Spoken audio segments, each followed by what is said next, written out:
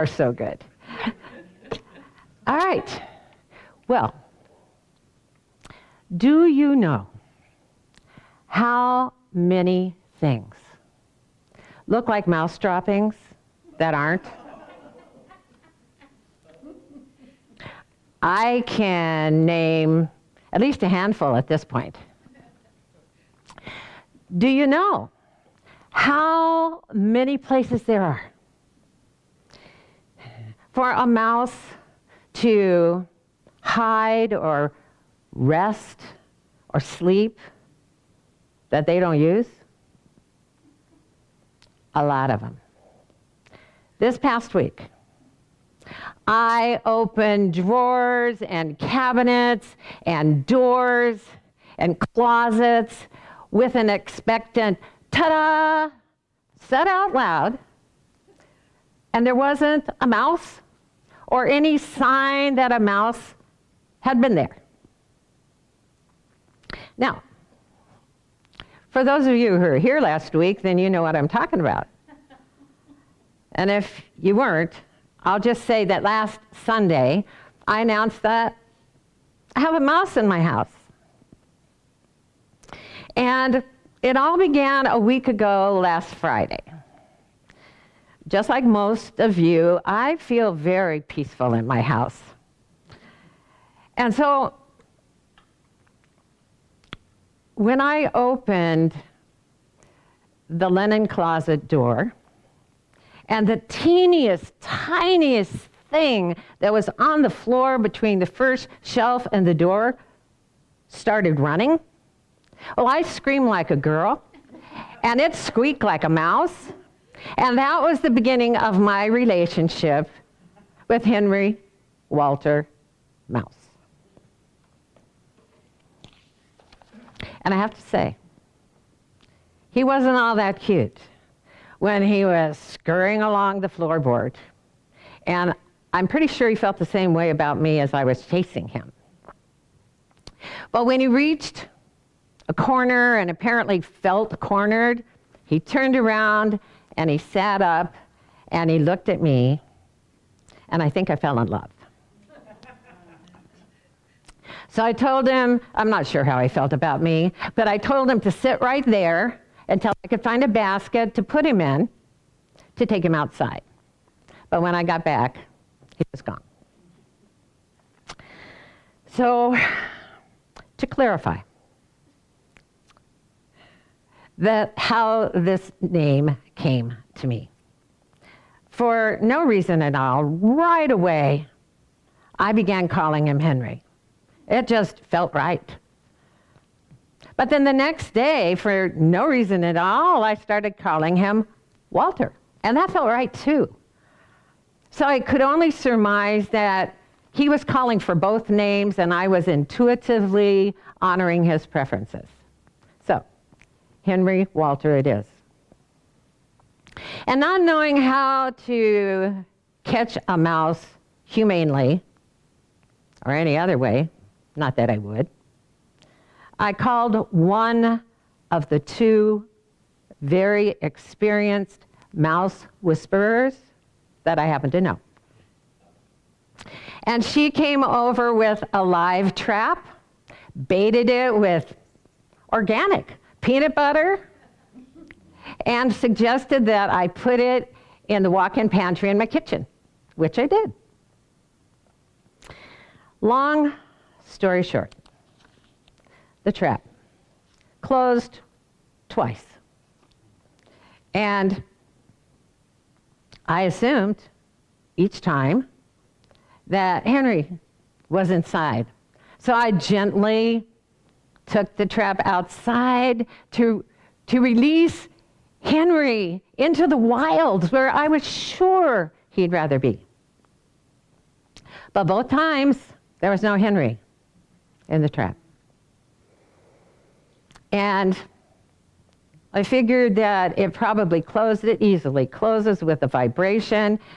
And so it probably closed with the vibration of one of those gigantic FedEx trucks that go kaboom in my hood when they go by. But for nearly a week,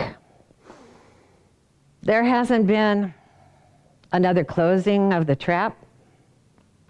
No peanut butter munched on or nibbled on. Nothing that turned out to be mouse droppings anywhere. Nothing moved in the pantry and nothing moved in my whole house. Now, I spent several days worrying that Henry wasn't eating or hydrating. And I even considered putting a little bowl of water in the pantry just in case. And this is precisely why I don't have a pet. And worrying about Henry was not working for me. So a few days ago, I called the second mouse whisperer that I know and asked if he could come over and figure out how Henry could have left the house, since I'd taped up the only spot in the linen closet that I thought he possibly could have squeezed through. But after a thorough investigation of the upstairs and the basement, he couldn't find out where Henry had gotten in, much less gotten out. So I said, maybe he magically left. And the mouse whisperer said, oh, he's still here. Then I said, you know, I've never had a mouse in my house ever. And he said, yeah, I know. I've been thinking that's so unfair. And so I laughed, but I recalled to myself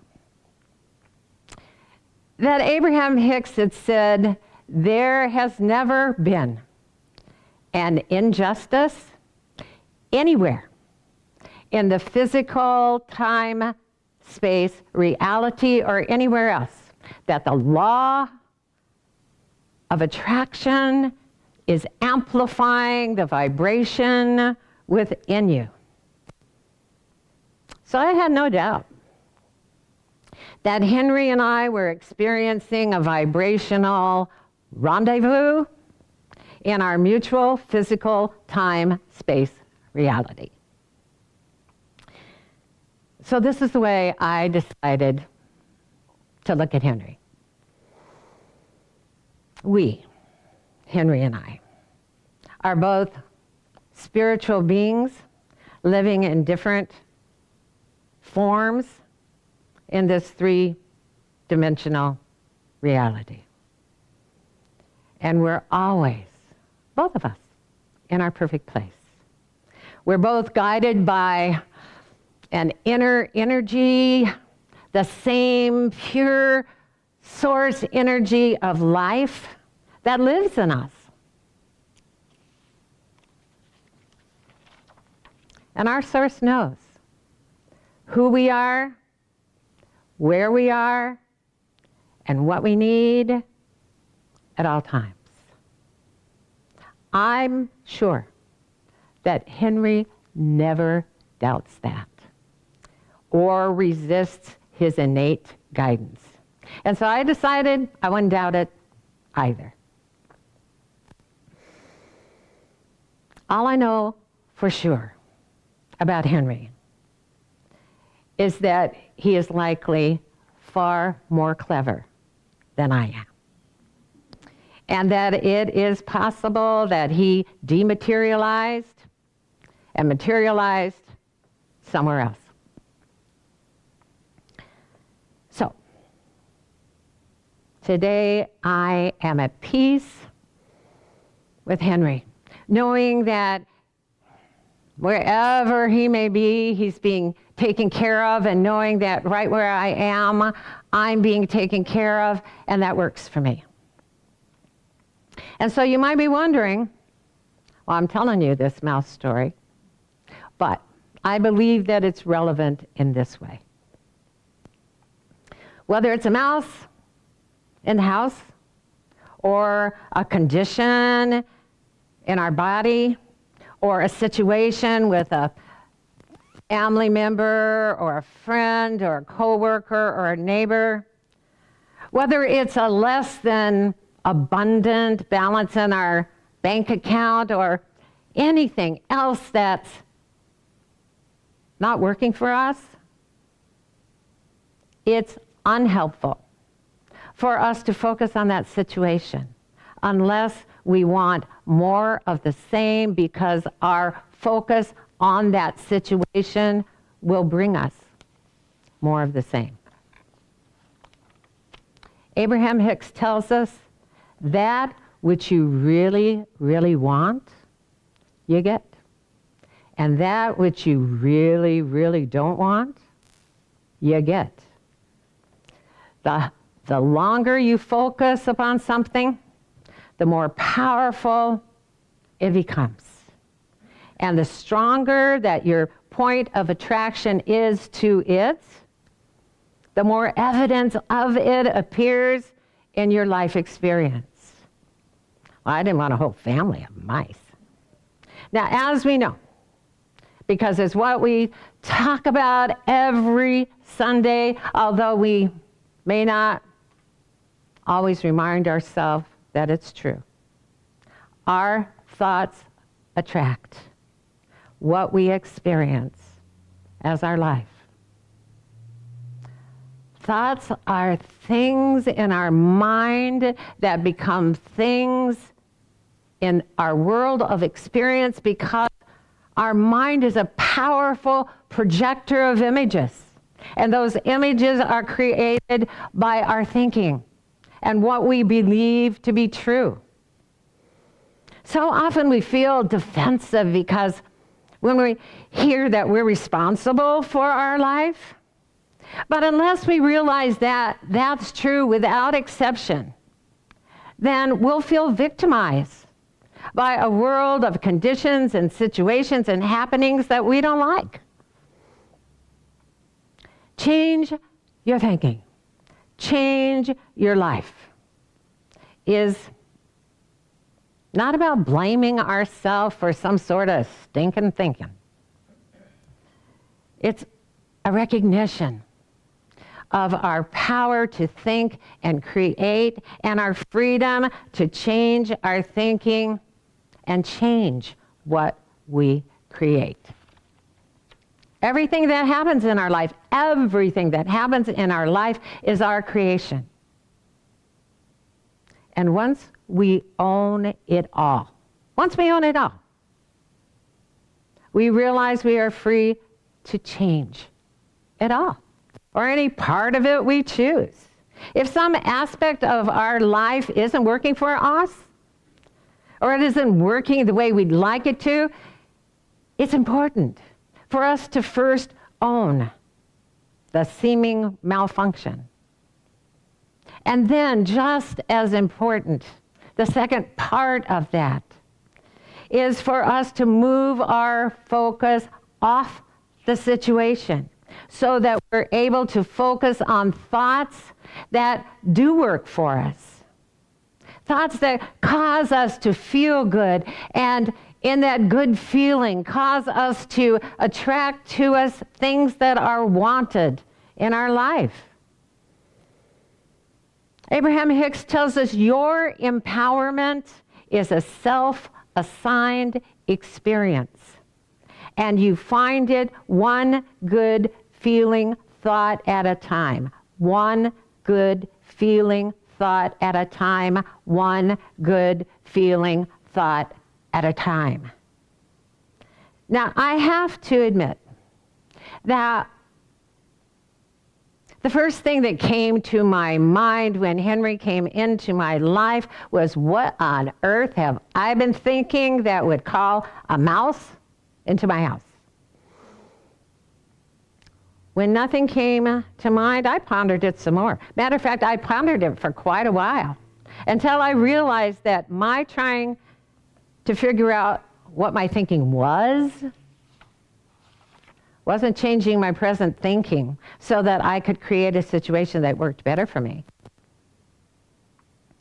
As we've said before, analysis is paralysis. It keeps our thoughts bouncing around inside a box of already thoughts, and it prevents us from moving forward in a new way to a new situation outside the box.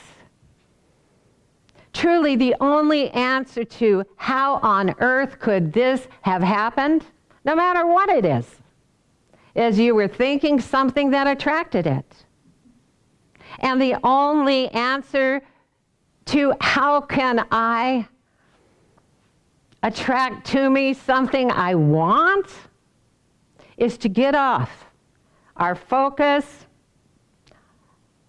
off that current situation, and start focusing only on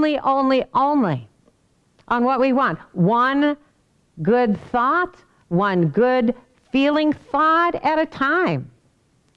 In the way of the heart, we read, as you have attracted to yourselves certain persons, places, things, objects, and above all, thoughts, beliefs, and perceptions, you have dropped them like little pebbles into the still, clear vastness of your eternal awareness. What you experience are the effects or ripples of those pebbles. They literally join with the other ripples you have created. And as those ripples move out from you and they touch what you've already put out there, and then it comes back to you, this is the field of creation that makes up your physical, three-dimensional reality. It's true for all of us. There is no other reality except the one we believe is true. Now, how many times have we said out loud or to ourselves, I am so done with this, whatever this was. It's just not working for me. Only to pick up where we left off in our thinking just before we made that declaration of, I'm so done with this. As we focus on the same thoughts that likely attracted whatever it is, whatever isn't working for us, the stronger our point of attraction is to it, whatever it is. There is no in the universe. I want this, I don't want this. It's our focus, and it has the same energy. We don't need to analyze old thoughts. They really don't matter. And we don't need to rehash or regret any situation that has occurred. That isn't helpful. If we're beating ourselves up, or we're blaming someone else or anything outside of us for what's going on in our life that we don't like, the question this morning is this: how is that working for you? How is that causing you to feel? And what are you creating still? Abraham Hicks reminds us, what you feel is what you feel. And what you feel is what you get.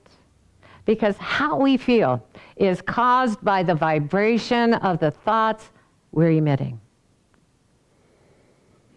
If the vibration doesn't feel good within us, it is not going to bring about anything good that we want. We're not going to be able to attract it to us, no matter what it is.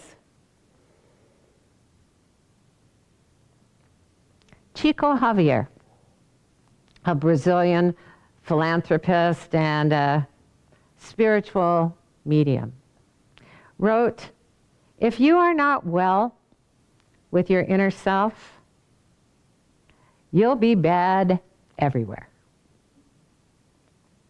If we're not well with our inner self, if we're not aligned with our inner being, if we're not feeling the good that's there already,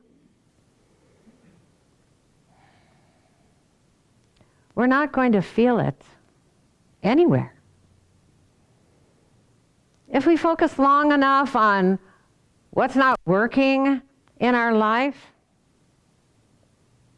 and give it more energy and it becomes energized, that very phrase, this isn't working, we will discover that even things that had been working start not working so well. But as Ernest Holmes put it, it's still working. It's working by not working. We never, not once, in any moment, lose our creative power. It's always working.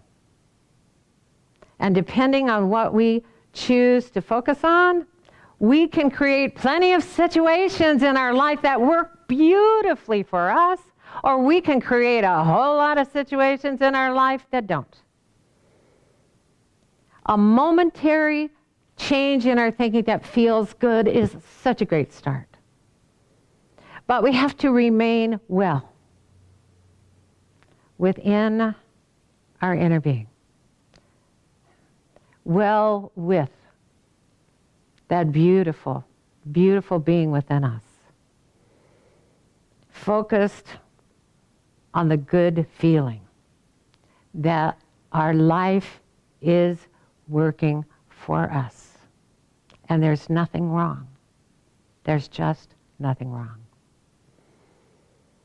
I read this wonderful statement not too long ago. It said, I finally found my rhythm when I realized that even the steps backward were part of the dance. It's important for us to accept and not reject any aspect of our life.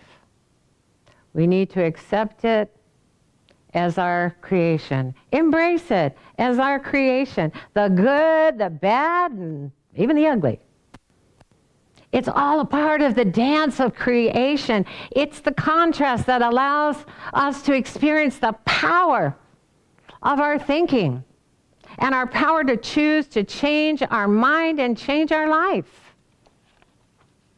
In the way of knowing we read, there is only God, and you are that.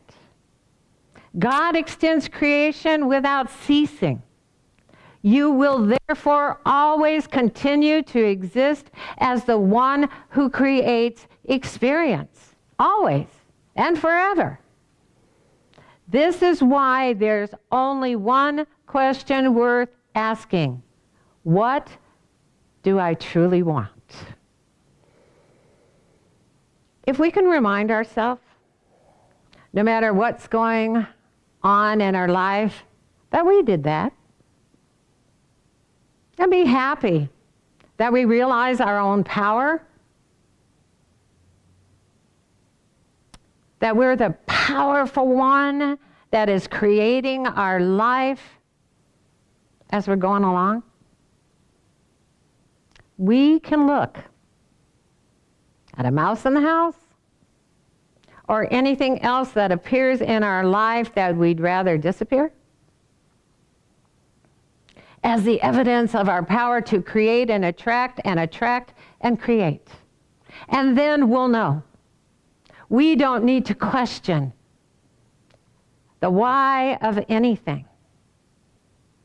The only question worth asking ourselves will be, what do I truly want now? Namaste.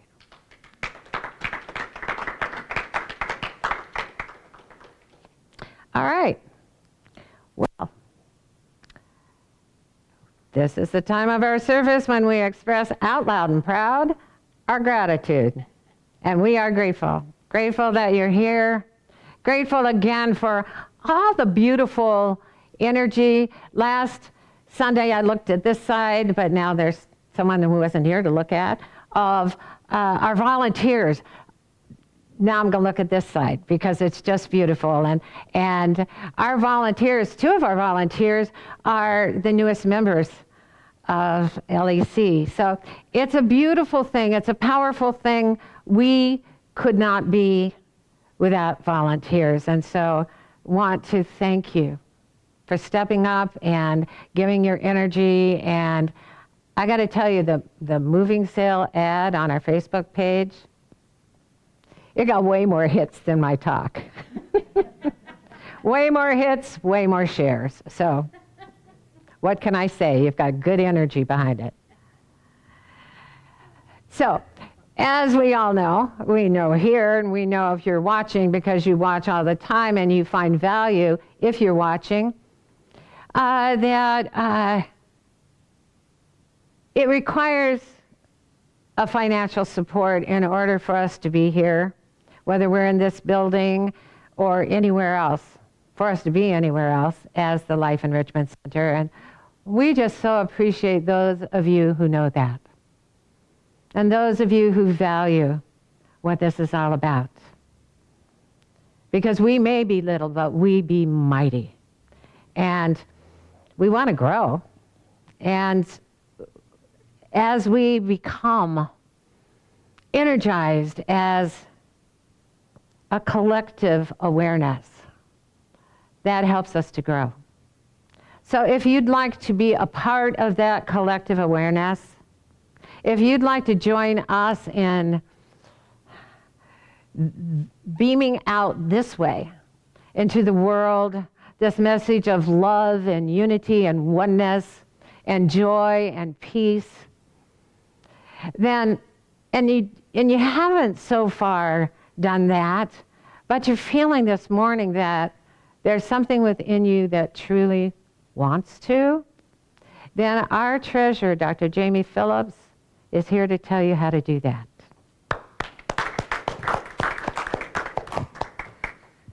Good morning. Good morning. Well, before I get started, I'm assuming I was considered by the Reverend Mouse Whisperer #1.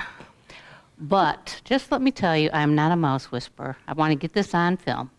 So don't be calling me with any kind of mouse situation, because I don't know anything about it. You do. Still don't call me. Okay.